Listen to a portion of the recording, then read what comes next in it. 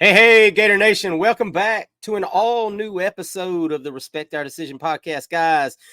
A lot on tap this weekend, of course, a big-time, exciting weekend for the Gators this last weekend.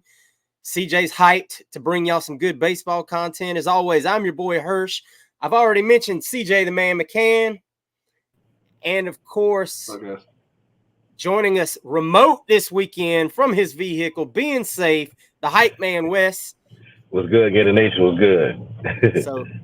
So if Wes sounds like he's in a wind tunnel, he kind of is. But he didn't want to miss another episode. He's got kids, man. They're in sports, they're in activities, and Wes is a dad on the go all the time. We salute him for making time for us and his kids at the same time, man. What a do-it-all kind of guy.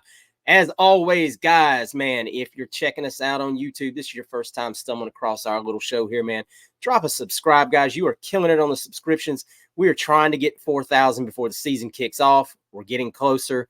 We're about a little over 300 subscribers away. So, man, smash it. Hit that like button. It helps us a great deal on the videos. If you guys drop a like on the video, it costs nothing. If you're already here, Hirsch just reminded me, hit that like button. Go ahead and do it. And hit that notification bell so you get a notification each time we drop new content. Guys, hey, in the comments below in the YouTube video, what's your prediction for the Gators at Omaha, man? I mean, nobody expected us to be here, so you might as well just go ahead and get bold with those predictions. Drop them in the comments below. Those of y'all that said it last week, there were a lot of people that said Gators in 2, and y'all nailed it. So don't break the streak, all right? It'd be bad luck now if you didn't go ahead and drop a good prediction below. And, of course, guys, you can go out and download us wherever you get your podcasts from. We're available on all platforms. Make sure you do it. And before we get started, guys, we say each and every week, if you're able, if this is something that's in your heart to do and you're able to do it, support Gator athletes. Visit Florida Victorious today, guys. Use code DECISION. Save 20% off your first month. You can select where you want that money to go, man. It could be to football. Got a lot of visits coming up. Could be to baseball. Sully's busy in the portal. CJ's going to break some of that down too. Sully's busy, man. He's coaching a team and adding portal people. He's stealing from Miami while we speak. I mean, it's a busy time. So we're going to get to baseball in a little bit. Got a lot to be hyped about there. But now we're going to jump into some recruiting news, man. Like we said, it's June. Recruiting is fired up right now. We had a bunch of big visitors last weekend. We've got a really big visit weekend coming this weekend. So we're going to recap a few guys that came last weekend. Then we're going to jump into who's coming, kind of sort it all out. Wasting no time. Biggest visitor last weekend. We mentioned him over and over and over again. Offensive lineman Solomon Thomas, FSU commit, came into town. Supposedly had a really good visit. Said Florida has given him a lot to think about. I know a lot of kids say that, so I'm not going to put a whole lot of stock into that. You know how these interviews go, guys. If you haven't learned by now, they're not going to tell your home team that he had a bad visit. I've never seen a guy come off an official visit like this and said, man, this visit sucked. Can't believe I came here. I wasted my time. So he's obviously committed to Florida State, so he's already comfortable there. He had a very good time at LSU. He had a very good time at Florida. You know what this comes down to, guys. Let's not, you got to wow the kid and meet the demands. It is what it is. Let's just go ahead and quit splitting the hairs and call it what it is. Another visit that, I'll say is kind of in the same bucket, Trey McNutt, defensive back, visited from Ohio. Said really great things after the visit, said it opened his eyes, rated the visit a 10, all the superlatives, all that great stuff. Said the Gators are really building something nice and they're going to be back soon. I just don't expect him to be part of it. We're just going to be honest with that. If that kid goes anywhere but Ohio State, somebody really, really knocked it out of the park. I don't think it's going to be us. Very kind of a surprising one before we get to the last guy. Miles Johnson, linebacker commit to Alabama, came on a visit. Said he hasn't heard from Bama in quite a while since the new staff really took over, and was issued a prediction for for the Gators right during his visit. Actually, I should say he was still on his visit when this prediction came through. So you can read between the lines on that. Now, look, this is a linebacker that Saban and company wanted, so he was committed to that staff. So he's a pretty solid linebacker. I mean, he's not blowing anyone away in the rankings. He's in the 400s. But once again, if Nick Saban and company wanted you to be part of their class, he brings something to the table. So we'll see how that one shakes out. And that brings us to the last one. 5-star wide receiver Caleb Cunningham at Alabama had some really good things to say about the visit. Said this pulled him even with Auburn in the recruiting and all of that good stuff. And look, the Gators are really trying to make this one happen. They have really put a lot of time, energy, NIL effort into this young man. This is that guy, I think, for this class. I don't want to call him the Jeremiah Smith because we know how that shook out, but this is the guy that they're going to probably make the biggest push to get that really big name in this class. That him and DJ Pickett, I would say. I mean, obviously they're not going to give up on Pickett, but they've been trying to get this 5-star wide receiver. I've been told they've told DJ Lagway they will get him a big-time wide receiver. So you can take it what you will. I know, CJ, I know your thoughts on this. I know what you're thinking at the end of the day happens here. But start with Caleb Cunningham, and you can give any other thoughts you want on the other visitors that I mentioned.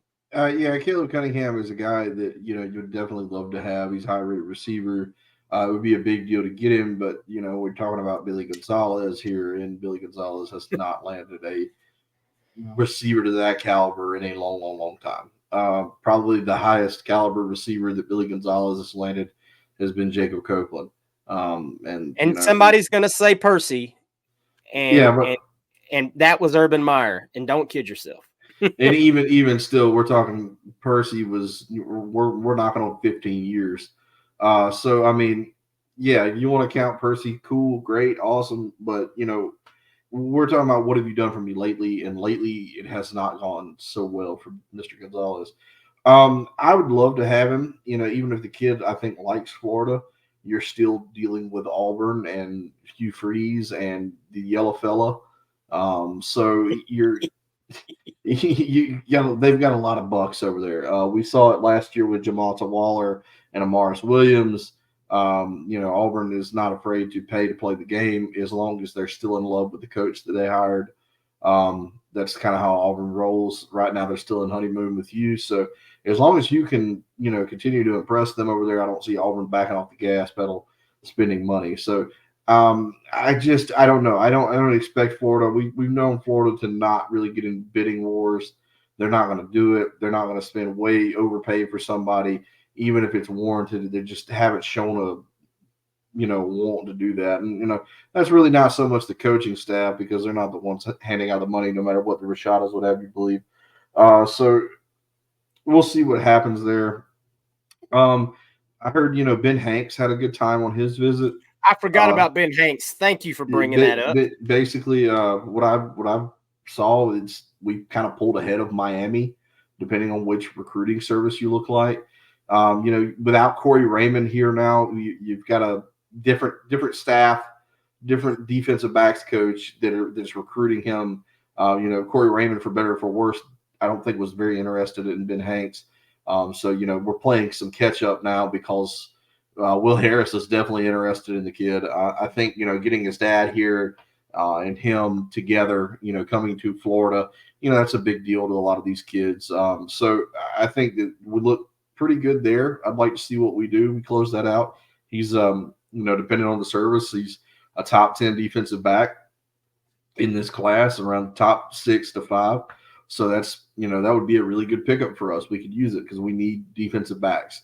You're talking about a lot of older guys that are going to be leaving that we got out of the portal, or the guys that are still here. So you really need to hit the cornerbacks hard, the safeties, and try to make sure we don't end up in a position like we were last year where you really didn't have anybody.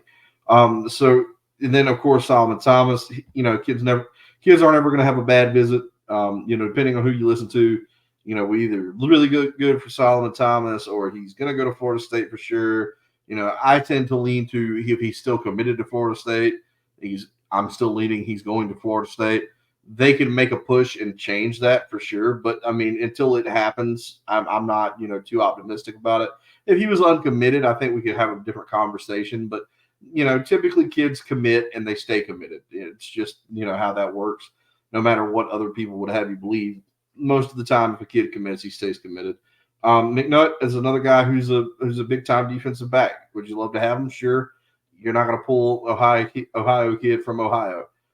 That's just not what happens most of the time. Most of those kids stay and play at Ohio State because they grew up Ohio State fans. They love Ohio State. He's not worried about the cold weather. He's lived in it. So it's not like, you got a cornerback out of Tampa that Ohio State's recruiting. It's a kid from there. So you really don't have a lot of pull aside from NIL game. And Ohio State's is just as good as anybody else's in the country. So you really have to sell him on something else. And I don't know what that is right now. Maybe good in the season. Maybe you do well. Maybe he sees something there. Maybe it changes his mind. I'm not saying don't recruit the kid, but I'm just saying it's a long shot. The Gators have a lot of a catch up to do. So I think that's what we're talking about with a lot of these guys. We just got a lot of catch up to do because of the position we put ourselves in. We're not great. We're not going into the season ranked. We're not predicted to have a great season by most of the pundits. So I understand why kids are kind of hesitant with the University of Florida. And the coaching situation, of course, is fluid. Typically if a kid commits to a school, I understand you commit to the school, not the coach and all that other jazz. But you have to consider your head coach. You want to play for the same guy the whole time you're in college. You want to play for the guy you committed to. Typically I don't think kids want to, not all of them at least, want to run to the portal and, dip out of town. They'd like to pick a school and stay there. So we'll see what happens as we go along.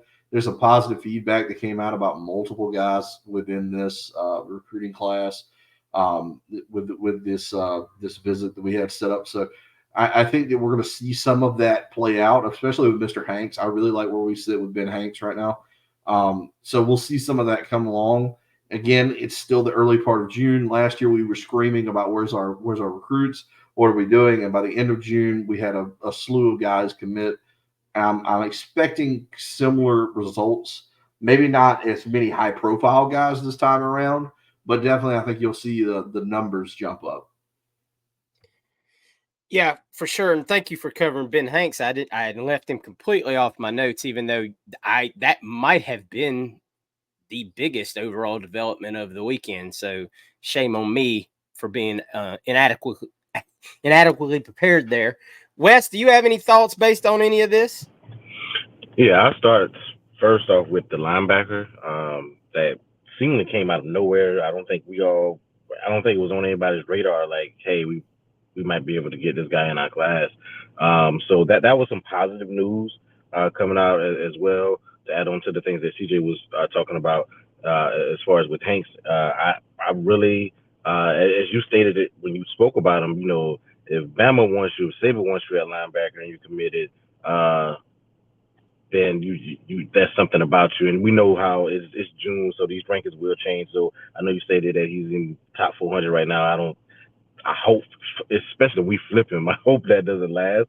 But the fact that Saban recruited him, and the fact that you talked about that the staff there at Alabama hasn't, reached out to me. We know how it is when there's a coaching turnover and you're trying to flip your board and make new boards. And now they were already in the West Coast, and now they're in the SEC, which is South. Their recruiting boards kind of flipped as well. So maybe that may be in our favor if this kid is that talented, and we actually had him on a visit. So hopefully he's somebody to staff. It's not like a position of need. I would like a type of guy like this, somebody that. I mean, we had an excellent linebacker class last year. Then we got Pup Howard on top of that to add to our linebacker class. So we're not in desperate need of somebody to come in, like a 5-star guy to come in. This might be one of those things where we talked about later quarter, where you kind of stagger some guys, where you have some guys that are going to be Gator guys that could be in the program for all 4 years, and Our special teams has been atrocious. So those guys fill out in different spots. Never know what you can get in a guy like this. I reminded of Jared Davis being a 3-star coming from Georgia, and was probably our best linebacker through his tenure here. So very, very happy with that. Cade Cunningham, I'm with you guys. It's going to be an awful battle. Hurst kind of made me feel good saying the staff has said, we're going to, and they should get, if you have that type of quarterback, you should get him a dude. And they should go all out trying to get him a left tackle and a dude at wide receiver. Those are my two things that the money that you will pay for a quarterback this year, I will allocate those funds and those resources to a left tackle and a wide receiver. So hopefully we can allocate those funds in the proper manner and the proper way and divvy those two key positions, and they get DJ a dude to throw the ball to. So hopefully we can do it with that. And with Thomas, like CJ put it in, well put in. I'll keep it short because I know we were talking about, y'all know how I feel about offensive lineman. If he's still committed to FSU, then I don't care. Until he says respect my title hour podcast and say respect my decision, I'm gonna decommit. Thank you, staff, for this for recruiting me, and what I forgot, I can't even think of their coach name right now, but for him for offering me this scholarship. Yeah, for giving me this scholarship. But right now, I'm going to open my commitment. I'm 100%. Until I see that, he's FSU. Yeah, I wish I could say, something different, but I'm still this offensive line recruiting just continues to keep me, in a bad place mentally. But you mentioned linebackers. We've got some really good linebackers coming this weekend, and I'm about to break into this visit list for next weekend, and we can obviously talk more about that. But we actually added one since last week's show. That's a pretty big deal. But we're talking about wide receivers first. I mean, we got 3 stud wide receivers in town this weekend. Obviously, Vernell Brown I say headlines. He's not even the highest rated one, but to me, he's the headliner because this is the guy. I don't think if you're Billy Napier, I don't want to say there's never a guy you can't afford to miss. Obviously, last year, DJ Lagway was the guy you couldn't afford to miss. I think Vernell Brown falls into that category for this class right now. As far as if there's anyone on the board, he's a legacy. He's an elite wide receiver. He's in your home state. Vernell Brown has fallen into that guy you cannot miss. So with Vernell Brown, you have Dallas Wilson out of Tampa. He's an Oregon commit. He's a 5-star. There's a lot of people out there that are like, this kid's not going to go to Oregon. He's going to end up playing somewhere in Florida. Now, the odds-on money right now is that's probably going to be Miami. Why? Because Miami's going to probably come out of pocket for whatever it takes to get the kid. And we know how these battles end up. Now, could Miami go out and have a bad season and all that fall apart? Sure. Lots of things could happen. I'm just saying right now, I think if the staff had to choose between going all in for Dallas Wilson and all in for Caleb Cunningham right now, they're in on Cunningham. With Vernell Brown being a whole different ball game because they're going to give that kid all the attention and all that he needs to know to feel like, hey, this is why your dad loved to be a Gator. Come here, join the family. We want you, And with that, we mentioned him last week, and I did some homework on how to say his name. Wide receiver Donovan Alugabud from IMG. And he is also a 4-star wide receiver and a guy that the Gators have been after now for a couple of seasons. They've been on him for a while. And this is a young man from IMG, like I mentioned, and he's been to Gainesville multiple times, but this is his OV. A guy that's also being recruited by Oregon and Washington, a lot of teams from the Northwest. But a lot of people believe this one is down to the Gators and to Washington. So you have to imagine, that we're in pretty good shape for this one. And a lot of the pundits out there that follow this even closer than us that believe that Florida is really the leader in this recruitment.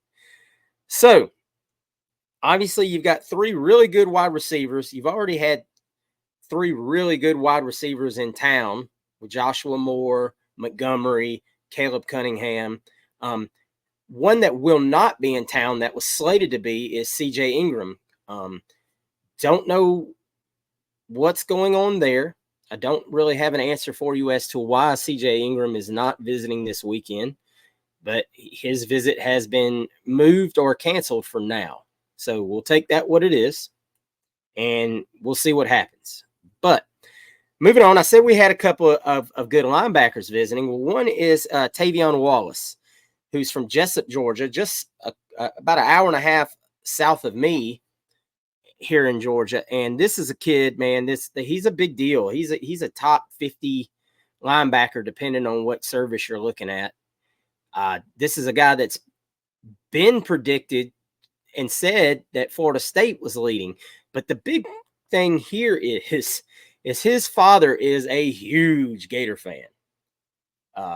From people that have wrote articles and said stuff about him, that this young man's father has a truck that's decked out with Gator stuff, and even in their house, Gator stuff all over the walls. Even the young man has Gator stuff. So you already have the end here. Now you have to bring him on campus and show him why it would be great to be a Gator. Obviously, though, he's also in Georgia, so you know who else is involved in this recruitment. UGA. Just, you know, Jessup's a part way down here. Jessup's closer to Florida than it is to Athens. So one of those recruitments, man, you get the kid on campus and you sell him, but this would be a home run of a linebacker. Also, the guy that was added late to the list, Ty Jackson, who's arguably the number 1 linebacker in the state of Florida this year, from Seminole Ridge High School, announced instead of going to Tallahassee, he was supposed to take a visit to Tallahassee this weekend. Now he's going to be in Gainesville. So another big time linebacker visitor.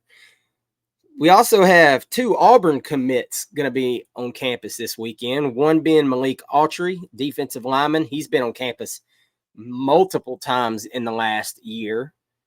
And offensive tackle Tavarius Dice out of Fairburn, Georgia. This is a kid that would be a tremendous add, offensive tackle. Once again, though, you're competing with Auburn for these kids, and Auburn's playing the game. So you got to get them on campus and sell them on your vision. And then a couple of safety prospects that we really need to mention. One, Hilton Drake Stubbs will be on campus. Obviously, we know was a big-time Gator lean early on in the process, committed to USC when they had their big recruiting weekend. I know a ton of people say he's not going to sign with USC. They don't feel like he will. But this is a kid you've got to get on campus. You've got to knock it out of the park. You've got to show him why he loved the Gators so much early on in the recruitment, and try to swing this thing because you need him. And the other safety is Lagonza Hayward. This is a guy that's about to announce in the first week of August, I believe it is, as I lost my place there. Yeah, he announces in the first week of August. It's a Florida, UGA, South Carolina, Tennessee, all are involved in this. He is the number 95 overall prospect in the country. So a big-time safety. Obviously, you always want some big-time safeties. If you feel like as a staff maybe you're falling behind in the DJ Pickett sweepstakes, this is a guy that with a commitment coming soon, you need to swoop in and get the job done here. So a pretty solid list of visitors. Like we've said, this is going to be a big weekend. I'm sure there's probably going to be a few added to this before the weekend rolls around. This is generally one of those things where, they like to keep a couple close to the vest, kind of out of the media, so people don't sway the visits. I've heard, we might have our quarterback commit for 2026 might swing back into town and try to do a little recruiting himself. And then, of course, you've always got DJ Lagway and company on campus helping with that battle. So, Wes, going to jump to you first in the ride lot. what is your take on these visits? Who are you looking most forward to trying to get into this class? I think you talked about it first off when you first spoke about Brown when these receivers coming in. That's the can't miss prospect for us. I just talked about getting DJ a dude. He is a dude. I would like to have more than one guy at receiver, somebody to pair him with. But this is you can't miss. You talked about him being legacy and all that entails, and how his father being a Gator legacy and all that, and how he really is not like he's not feeling us. So the kid is already feeling us.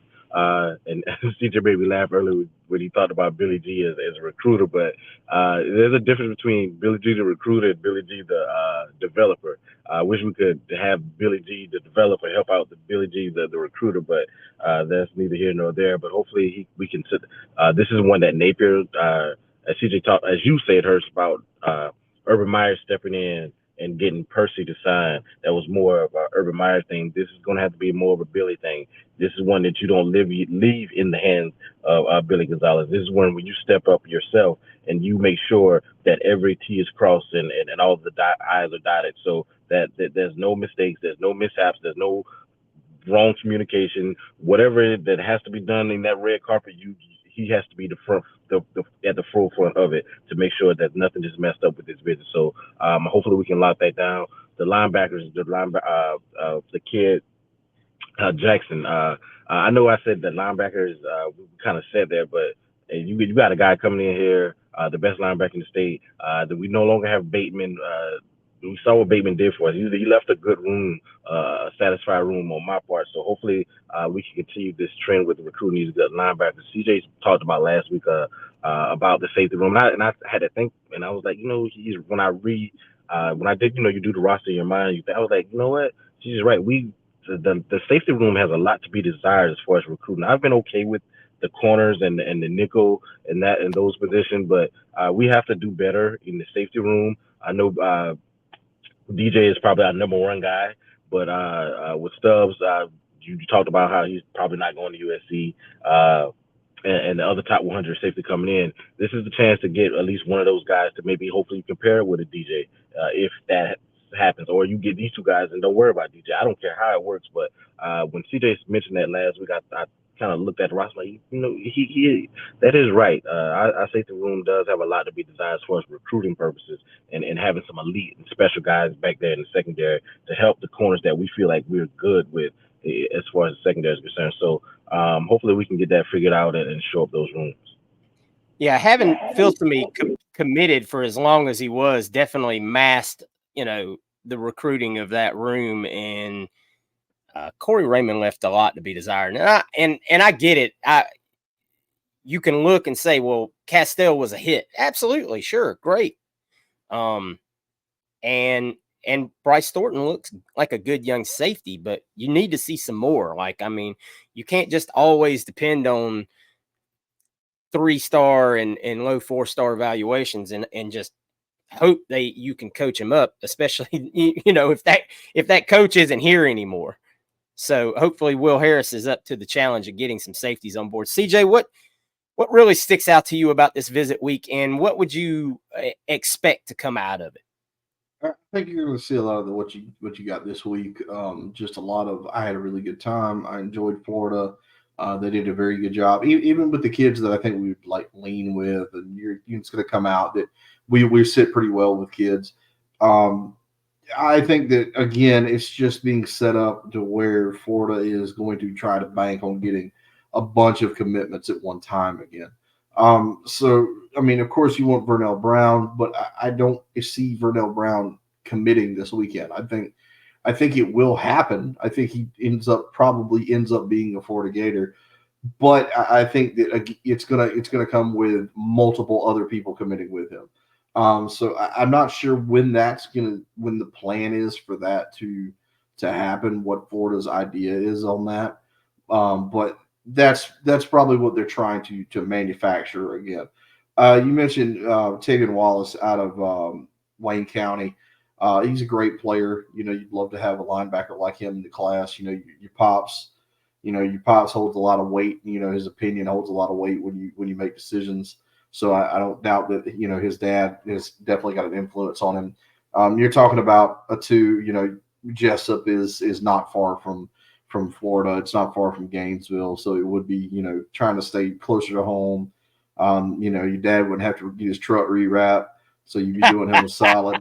But I think that there's a lot of good players that we could talk. Hilton Stubbs is a guy. Again, I understand the idea of, oh well, he's not going to stick to USC until he tells me he's decommitted from USC. He's going to USC. He's a Trojan. That's just until that happens. That's the way I look at kids. As long as they're committed, I don't see much room there unless you can just kind of blow him away. There's until he isn't. Right. So I don't know. I don't know how that's going to work out. Definitely, you get them on campus and you try. And I think that's just how it works for all these kids. You get them on campus, just see what they react with. What do they respond to? So there's a lot of work there to do. I'm curious to see what the staff has in mind. When are we going to see these commitments start to come in? We've got a lot of guys that we're hearing. Yeah, we lead with. Yeah, this guy looks good. We've got rumors of silent commitments, and the problem is with your silent commits. Yeah, with your silent commits, the problem is they usually stay silent on signing day.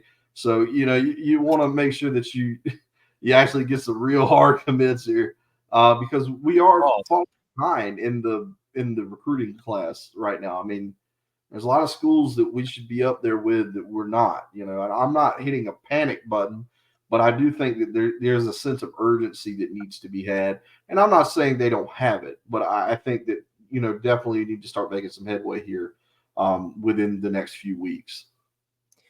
Yeah, I saw a couple of posts already this week. And one was by if y'all see him on Twitter, his name is Jay Budd, and he does a lot of the analytical stuff. And I completely understand, and I'm not trying to start the analytical versus logical, debates and all of that stuff. There's two very separate arguments for that, but there's not a whole lot of data on how the right way to build a class is now, because it's completely changing each and every year under these new rules. What Florida did last year or the year before, I do not believe is the approach they're trying to take this year. I have heard it and I've seen it a little bit. I mean, obviously it's hard to see it now because we only have so many commitments, but the way they're trying to build it this year is more towards sign a few really, really good prospects, a couple of fillers, and then you go hard. You hit your positions of need in the portal real heavy. And that's where we're at right now, where each and every year it's kind of like you're going to have to feel out how you want to approach this thing. What are the class, first you have to take a look at the landscape of recruiting that season. Oh, it might be a lean year in certain positions, so maybe we ought to ease off of recruiting in that and just hammer the portal. Or, because let's face it, going out of state is not exactly our best forte. That is proven time and again to kind of not work out for us. Last year was a prime example. You went out of state on a lot of guys and you ended up getting burned by quite a few of them in the end. Now, winning football solves all problems. We know that. You start winning some football games, you beat a team or two you're not supposed to, a lot of these doubts ease themselves. And then you're not having to go out, overpay for kids. You're not having to try to sell the future so much. The future kind of shows itself. So I'm kind of in that same ballpark we've been for the last couple of years. It is June. Don't panic. But I'm also kind of saying the plan is a little bit different this year than in years past. And I know a lot of people get tired of hearing all of this. And believe you me, I get it.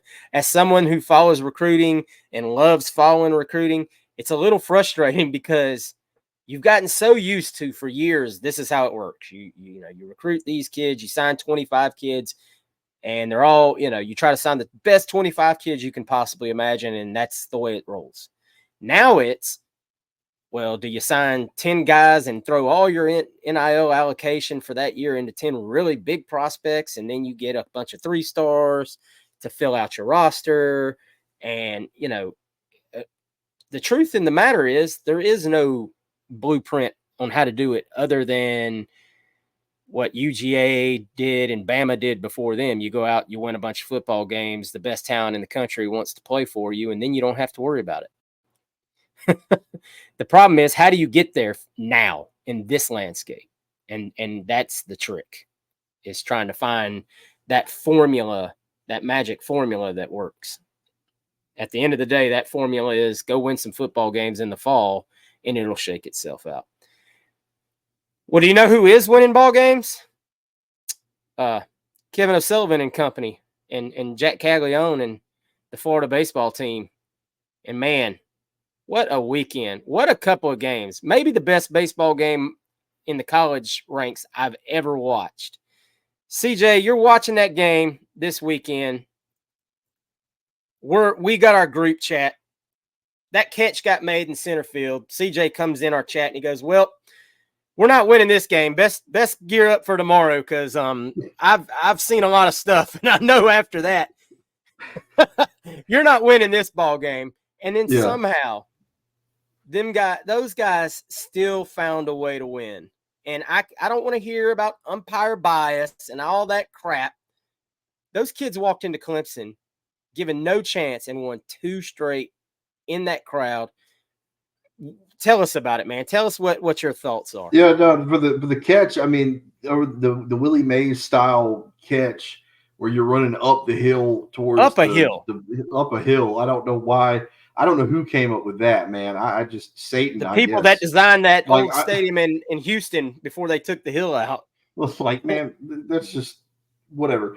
But it was like it reminded me of the game against LSU last year where we played the first game in the final there in Omaha, and they have that miraculous catch in left field that stops us from winning the game, and it's like, or we miss, it just goes over us, and we, you just have those kind of moments where you're like, you could hit it as hard as you want wherever you want, and somebody's going to be there, because 9 times out of 10 that ball's going over that guy's head. Ashton Wilson's won the game and continued to shine and be a one of these late season heroes that people tell stories about.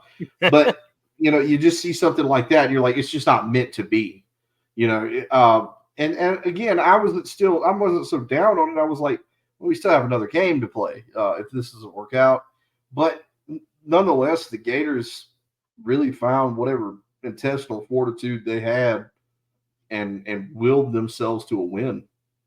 I think Clemson taking the lead, hitting the solo home run and making it 10-9 really took some of the pressure off of the guys, because up to that point, it was all about walking up and trying to hit a walk-off homer and end the game. And then it was just like, okay, guys, well, we're going to need more than one run here, and we can kind of settle in and swing. And that's what ended up happening. Guys did a great job. I hated it for Brandon Neely to give up the big home run to tie the game, to send us into extras. I really felt for him, but credit to him, man. His arm had to be numb at that point because he had pitched so much the day before and pitched so much the next day and kept going even after giving up that home run, and kept us in the game for a long time. What a job Kevin O'Sullivan and company have done. Taking a team that nobody gave a snowball's chance, making them go to Omaha. Again, Kevin O'Sullivan, we're talking about 9 straight super regional wins. The guy lost his first one and said, well, I'm not going to do that again. And has gone on to win every super regional that he's made it to since. Fantastic job. You've gotten the pitching to look a lot better than where we were to start the season. You've seen guys like Liam Peterson get better, Luke McNeely get better, Brandon Neely playing some of the best baseball of his career, Fisher Jameson, just guys that showed up really big when you really needed them to. It's a great story. We'll talk about it for years. I think I look at it this way of, anything that happens here is just gravy. I mean, if nobody expected you to be here. You had a season where you're barely above 500. And to make it to Omaha, I think whatever happens now, just enjoy the ride at this point, because this is a impressive coaching job that was done to get us to Omaha. You got a fantastic slate of teams this year. We're talking ACC, SEC, all the teams in Omaha come out of the Southeast. Where the best baseball is really played, where these kids really, really care about it. And it's just it's going to be a fantastic tournament. You're talking about some teams. I really like what North Carolina State is doing right now. They seem like they've gotten super hot here at the end. Virginia is always going to be tough. We had that great game against Virginia last year. And you talk about Texas A&M, who at times is like the best team in the country. Florida State is playing out of their mind. You've just got a lot of really good teams. And of course, Tennessee and Tony Vitello has done a fantastic job with the Tennessee Volunteers. So, it's going to be tough to get through this. It's going to be tough slate of teams to get through. But again, you just look at the cream rising to the top. The SEC has proved again that it's the premier conference in baseball.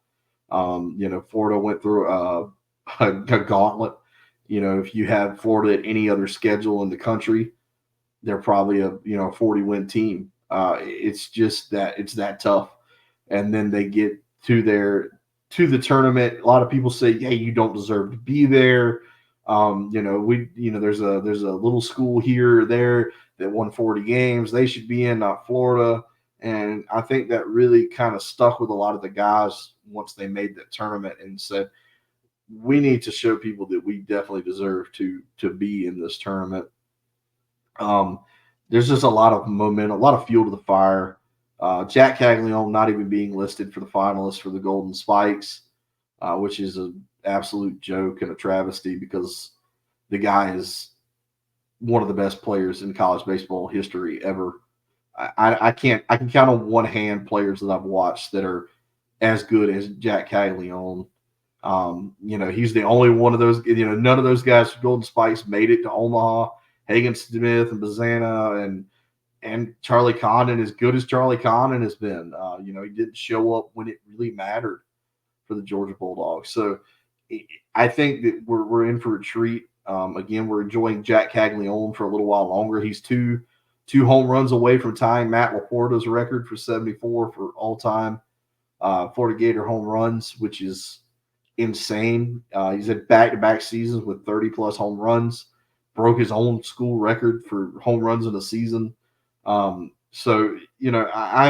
think that we've watched a lot of great baseball. I understand there was a lot of the ump show going on against Clemson and the making a lot to do about nothing with Jack Caglione tagging a guy on the line, baseline. I didn't see that any of that was really necessary to do. I mean, then Sully with the pitcher for Clemson's hat had that really dark black smudge on the bill of it, and I even saw it when he came in. I said, "Man, that looks a lot like tar on his hat." And I said, "I want to check that out." And a couple innings later, when they did check it, and it wasn't. I mean, I don't have any reason to believe it was. Pitchers have a tick, and he did. Every time he'd go to pitch, he'd do this. He's wearing an orange hat. He's got dirty hands. If you do that over and over, these guys wear the same hat the whole season. It's not like they get a new hat for every game.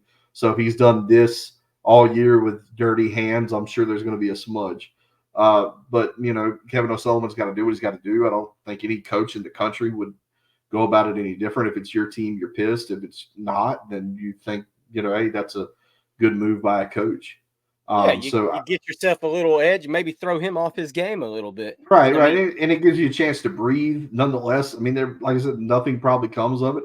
At worst, maybe they give him a new hat to wear and he puts on a new hat and they go back to playing baseball. So Hey, it's baseball. That'll mess with you too. Yeah, I mean, it's a superstitious sport. Yeah, man. I mean that's part of baseball, though. You're talking about all the nuances in baseball that make it baseball. That's so different from everything else. So congratulations to the guys. What a phenomenal job they've done, getting to this point, getting to Omaha, and absolutely over exceeding expectations of what people thought they could do. You beat a team like Oklahoma State in Stillwater, and then you beat Clemson, who again, like I talked about last week, has looked like probably the best team in their conference at certain points in the season. Loaded down with great players. But congratulations to the Gators. Then you end up getting a big time transfer with Blake Sear from Miami, who was a kid who was a freshman All-American. He got hurt early on in the season, had not played since April, but was on track again to have a really good season. I think when he got hurt in April, he was batting like 295. He had 7 home runs. He was on pace to probably crack that again, be around the 300 batting average range, and probably knocking on the door of 20 or maybe over 20 home runs. So it's you've added another guy who's a great player. We'll see what happens with how the lineup is going to shake out next year. You've got a lot of guys that could come back, that might not come back. We're still not sure about what Colby Shelton is going to do. I understand somebody asked me, about Colby Shelton being a sophomore and how he was eligible for the draft. Well, Colby Shelton played in a summer league, which counts towards one of his years last year. So he's got 3 seasons. I'm not sure how all that works out, but that's basically what ended up happening. So he is draft eligible this year. Will he go? I don't know. The kind of season he's had, where it's been real up and down, hot and cold. I think he's definitely a guy who could get drafted, but I think that there's money to be made in him sticking around one more season, having a better year next year. And not for nothing, you look at the NIL landscape now, you're going to get paid. So it's not like you're staying in college for free anymore. You are going to get paid, and he's going to be one of the higher paid guys on the team because he is one of the better players. So we'll see what ends up happening there. I want to see Kevin O'Sullivan really start to get some more pitchers out of the portal game. I remember the gentleman from East Carolina's Root. It was a guy that I liked. I don't think we've made an effort there. I think LSU, leads for him now. LSU had a real stud freshman jump in the portal, Cam Johnson. I don't think Florida goes that route either, even in the times that Cam Johnson did pitch. He wasn't super, super tight, concise. He had a pretty rough start there, but he's again as a freshman. But you're kind of dealing with Florida, who's already trying to develop a lot of young pitchers. You really could use a veteran arm in that bullpen. So I'm curious to see what we do. But again, you've still got a little while to work all that out. You got kids that are still making decisions. Coaches are getting changed. Pitching coaches are leaving, taking different jobs. So it's all going to really depend on a lot of that working itself out towards the end of the season. Yeah, this man, I'm telling you, I know I've said it over and over again that I don't really start watching baseball I don't watch every game until we get to the postseason, because I know enough about baseball to know what you do at the beginning doesn't really matter. Like, and I still support the team, and I follow it, and I keep up with it, stats and everything else. I just don't sit down and watch every game, because how we talked about it at the beginning of the year. Baseball is a long season, a lot of ups and downs, ebbs and flows. And what matters is you get hot at the end and you can go on a run. And we had a lot of people say, "Oh, this season is cooked. Sully didn't do enough. He didn't get enough pitching, yada, yada." And while I can still agree, yes, could we have gotten more pitching? Absolutely. Could it still cost us in the end? Absolutely. But you can't short what he has done with this team when it matters, and how this team has played for him.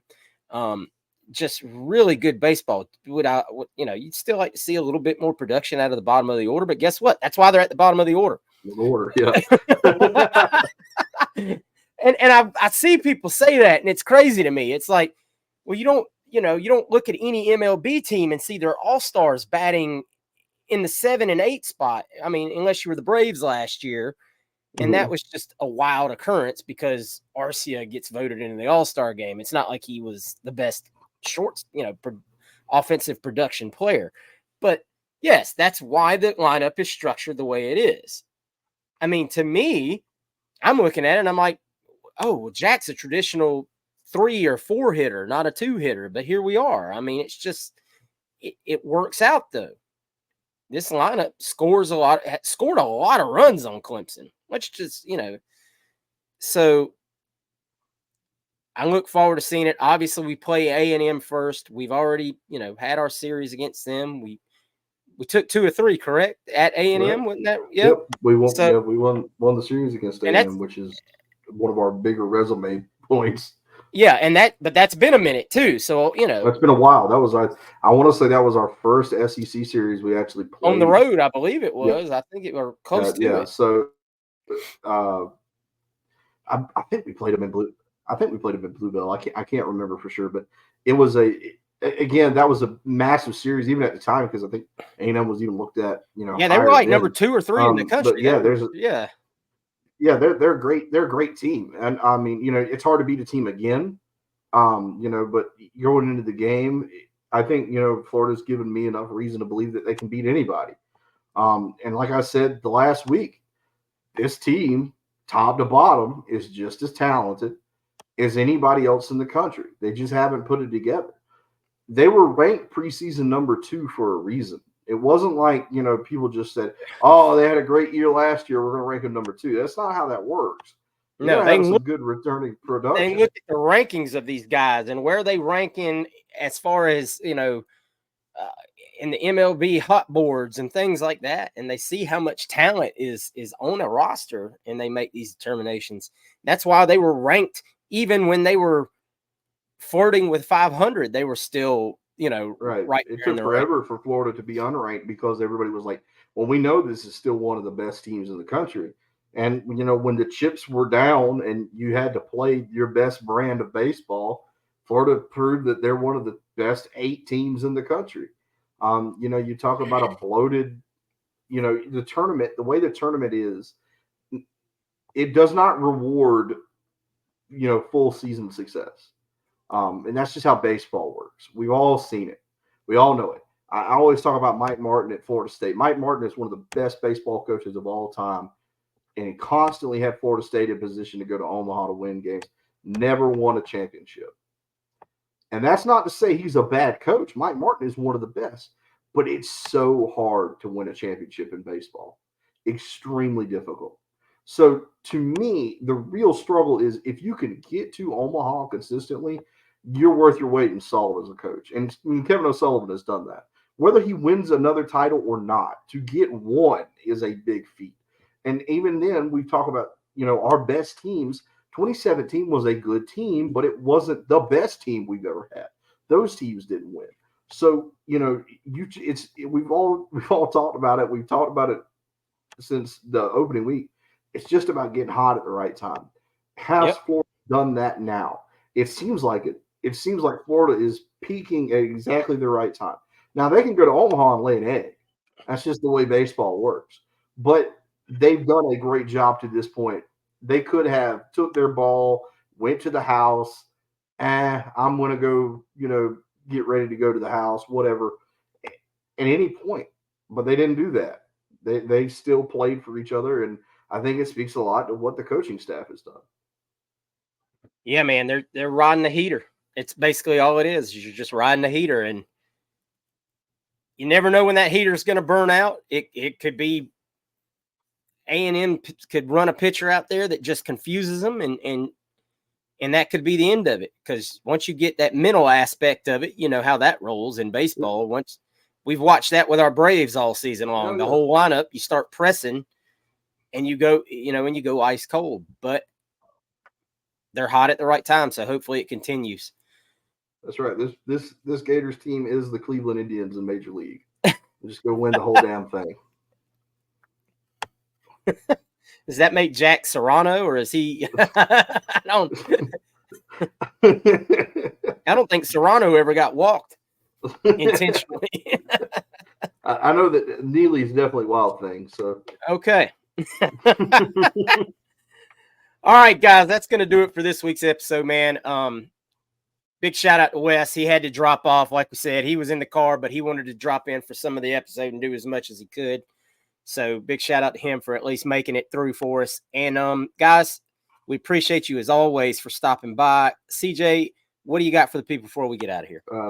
Again, thank you guys so much for supporting us, the creators. Check out the Twitter page, like and subscribe. Turn on that notification bell if you haven't done that already. If you're already watching, just go ahead and do it. It's free, whatever. We're not charging you for it. You know, you're here obviously because you like Gator sports, and we're going to bring that every week. Sometimes multiple times a week, depending on what's going on. So check that out. Check out our friends at Alma Mater. Use our link. Go buy some of the cool stuff they have over there for the July 4th weekend. They've got a lot of patriotic Florida stuff over there. Of course, a lot of the baseball stuff. I think they've got an Omaha bound T-shirt over there if you want to pick that up. A lot of cool stuff that they're going to end up doing. We talked about at the beginning of the show. If you can, go ahead and go to Florida Victorious. Use our link there, or use our code there. Check out and send some of your hard-earned bucks over to try to help Florida athletics do a better job at recruiting and be more successful. If that's what you want to do, choose where you want your money to go, and then get involved with a lot of the Florida Victorious stuff that they will have going on to serve its members as part of a give back to the people that do donate. So if you can do that, go ahead and do that. Again, Hirsch mentioned, leave your comment down below what you think is going to happen to the Florida Gators in Omaha. Where do you think, are we going to go? Are we going to go 2 and barbecue, or what's going to happen here? So just thank you guys so much for supporting us. Help us try to get to the 4,000 subscriber mark before the season. You guys are doing a great job with that. We're seeing more and more of you every week. Check out the Facebook. Check out the Facebook chat. A lot of discussion going on in there. We get closer to football season, it picks up even more, especially now that with the baseball stuff, with Florida being heavily involved in possibly winning a national championship again in baseball, which is crazy compared to where we were a few weeks ago. So check that out there. A lot of discussion is really civil. We try to keep it as civil as we can. We try to keep a lot of the nonsense out of there, police it as much as we can. So if you're into that, go ahead and check that out. But anyway, thank you guys, and go Gators. Go Gators, baby. Make sure y'all check out Pot of the People this week, and we'll see you next week with a recruiting breakdown. Thank you.